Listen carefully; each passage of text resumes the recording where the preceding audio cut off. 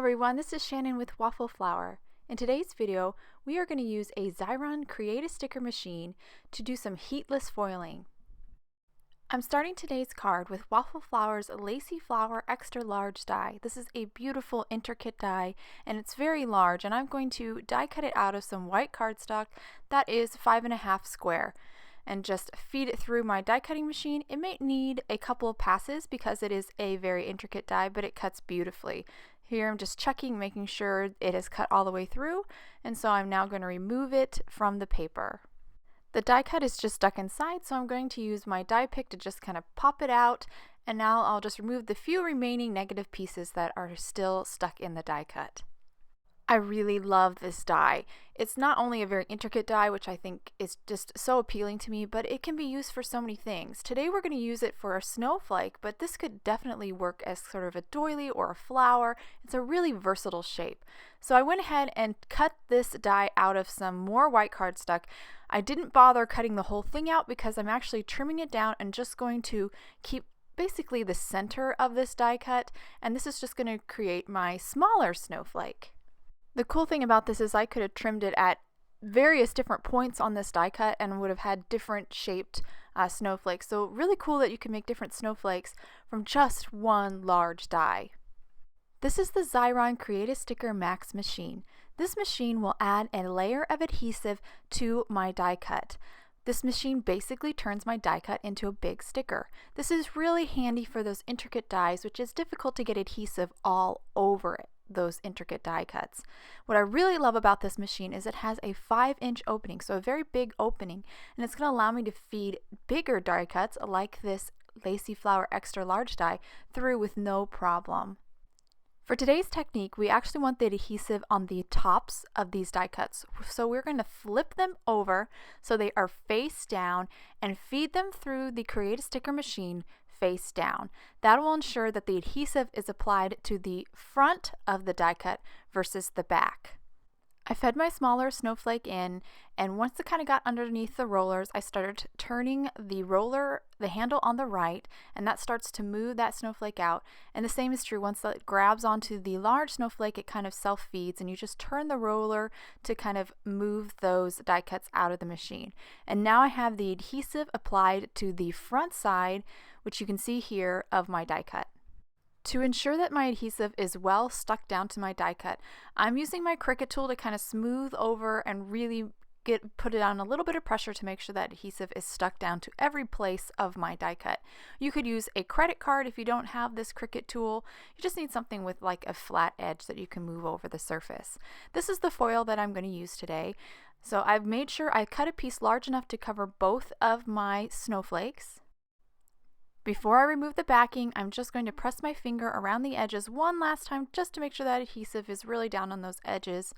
And now I'm gently pulling the backing off of my die cuts. You can see it's super sticky. Now I'll remove both of them. Now I'll position them here on my workspace, grab my foil. Now I have my foil face up. You want to make sure you have your foil face up, because if you put it face down, the pretty side of the foil will be stuck on the adhesive and it won't be visible. And now I'm taking that backing that my die cuts were on, and I am just using it to help me again smooth all over the surface of this foil, really sticking it down to that adhesive layer that's on my die cuts. And after I've did it a little bit with that backing between the two, between my little Cricut tool and the foil, I'm now going right over with my Cricut tool. And again, you could use a old credit card to do this. You don't need this Cricut tool. This is just always in my workspace, so it's handy. Now I'm removing the extra portion of foil, and you can see both of my die cuts are beautifully foiled with lots of shiny, sparkly foil all over every area because of that glue that was applied with the Create-a-Sticker. Now the Create-a-Sticker machine kind of leaves some adhesive webbed between the die cuts, and I have a little bit of foil stuck to those areas of adhesive. I'm just going to use this eraser here. This is the Xyron adhesive eraser. So this eraser will pick up all that extra adhesive that's a little bit webbed between the negative spaces of this die cut. I'm just moving this adhesive eraser all over this die cut, and it is picking up that adhesive. Sometimes it'll collect on the very tip of the eraser, and I'll just pick off that little booger of adhesive and throw it away. But this is going to really clean up this die cut and remove any of that foil that may have been stuck in kind of the negative places of this die cut, and really at the end we'll have a really clean and crisp die cut. So I'll hold it up so you can see. So now that's all cleaned up, they have this really clean and crisp foil Lacy Flower die cut, just beautiful. Now I'm going to do the same thing to the smaller snowflake. I'm going to hold it to the camera here so you can get a better look at that foil kind of webbed in between there. It's just the excess foil that's stuck to the adhesive, and again, just use that adhesive eraser to just clean it up and remove that extra adhesive and extra foil. Now let's move on to creating our sentiment. This is the Holiday Thanks stamp set. I'm going to use Merry Christmas sentiment from this stamp set. I've already mounted the stamps in my MISTI here, and now I'm going to grab an A2 top folding card base made from some beautiful teal cardstock, and I'm going to do some heat embossing, so I'm applying some anti-static powder to the corner there, and then I'm inking up my sentiment with Versamark ink.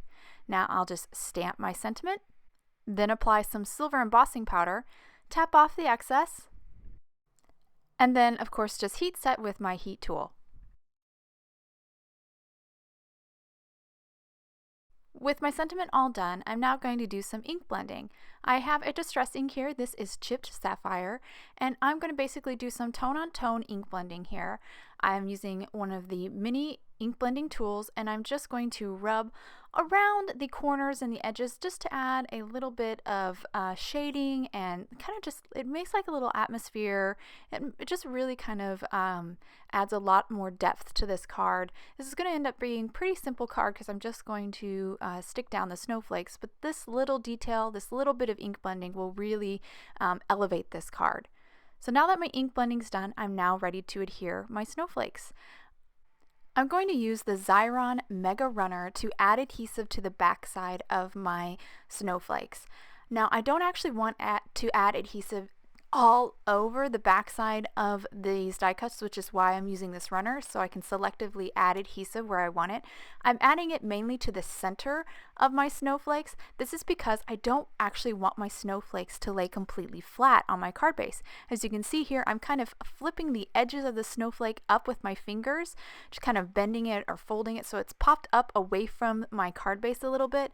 I like the look of the edges away from the card base, or I should say I like the look of the snowflake not completely flat, because it just adds a little bit of shadow and again creates more of a sense of depth and space. Now for this little one, he's a little trickier because he's so small. I did try to keep the adhesive towards the center, and so I can still prop up the edges on that one. Now I'm using a pair of scissors to just trim off the overhang on both of my snowflakes, and now I'm going to use the leftover or the remaining portion of my tiny snowflake here, again add some adhesive towards the center, and then I will stick this snowflake down.